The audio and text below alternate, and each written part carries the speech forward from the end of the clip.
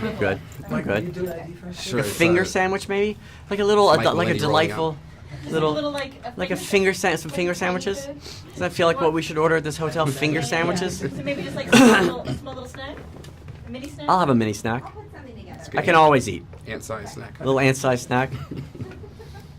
So first of all, this movie was really, really funny. I mean, how did you balance the humor with still pushing the story across? Because I mean, the audience was just going crazy in this film. Oh, excellent. Well, thank you. I think it's something like that's important for the Ant-Man movies and now Ant-Man and Wasp to keep that humor alive.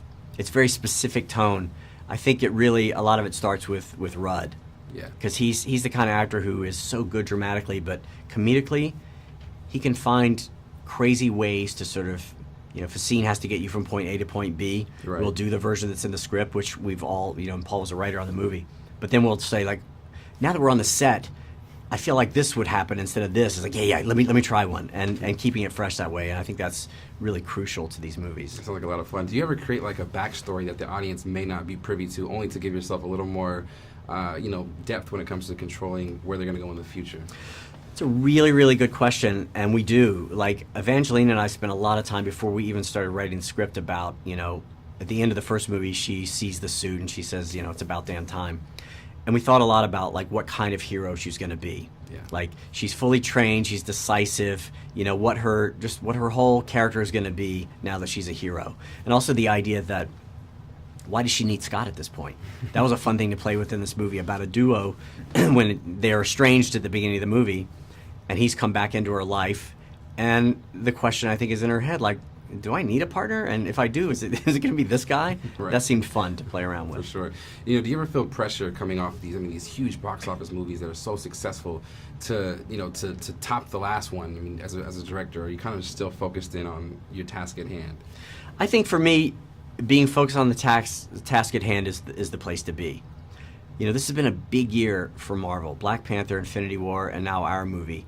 And those two movies, which are both amazing and are juggernauts, we're a different thing. Yeah. We're like a smaller, sort of more intimate comedic thing, and someone referred to our movie as a palate cleanser, which is like, oh, I had to think about it, but yeah, okay, that makes sense. I'll take that. And I like that Marvel can make those three different movies in 1 year, which are all tonally really different. For sure. But they all have to live in the same universe.